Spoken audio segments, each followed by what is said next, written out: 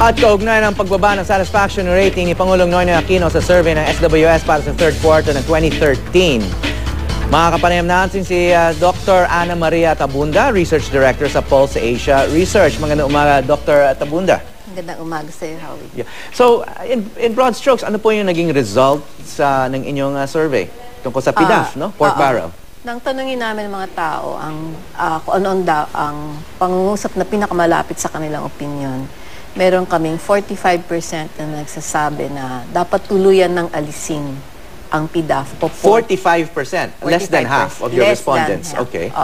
And the rest? Well, may 25% na sinasabi dapat bawasan. Tapos may mga 20% na nasasabing higpitan ng paggamit. May 10% na nagsabing as is.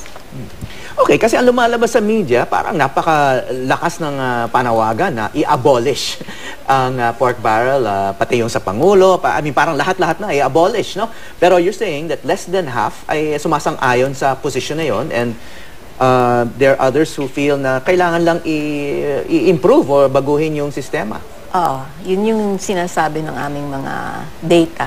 Pero yung pinakamalaking grupo, yung 45%, yung reduce. Pero pag pinagsama mo yung iba na hindi naman, yung pinakamalaking grupo pala abolish.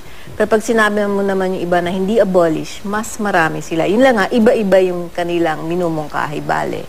Kung anong gagawin sa PDAF. So any surprises from this survey?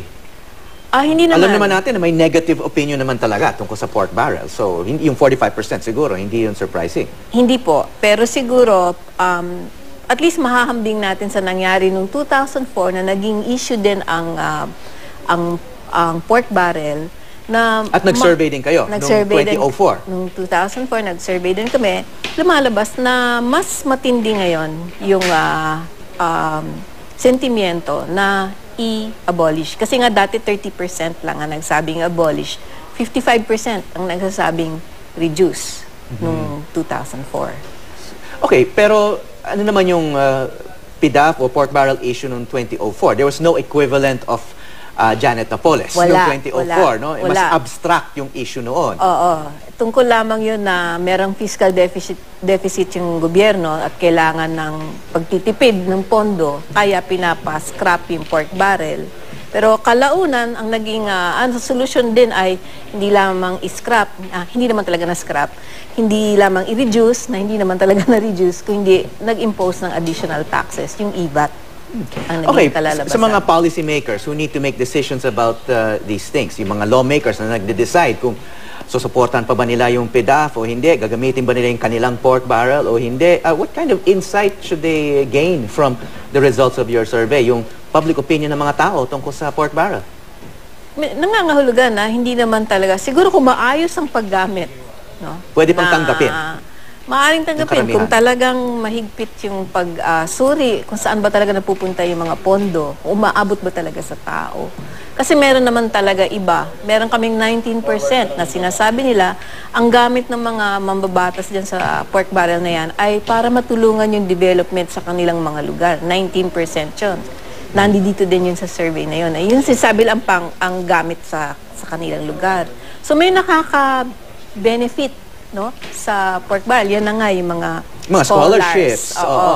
Yung mga nakakatanggap ng gamot. May nakaka-benefit. Burial expenses, mga ganyan na binibigay ng mga lawmakers, no? So, alam nila na merong ilang nakaka-benefit, ilan sa kanila nakaka-benefit. So, siguro kung higpitan, no, tapos talagang tanggalin yung pang-aabuso, yung talagang sana, yung ano yung kanyang original purpose, yun ang matugon. Sana kung gano'n. Pero ang problema na dyan, meron na nga itong negative, kaya medyo uphill battle yan para sa mga lawmakers. Kasi nga, negative na yung sentiment to some extent. Pero ang sinasabi nyo, dahil ayon dun sa survey results, ay marami pa rin naniniwala na there's a certain benefit na pwedeng ma-derive dyan sa pork barrel. Kailangan lang ayusin ang sistema. Mukhang, kung babatayin natin sa datos na to. Okay, maraming salamat, Dr. Ana Maria Tabunda, Research Director sa Pulse Asia Research.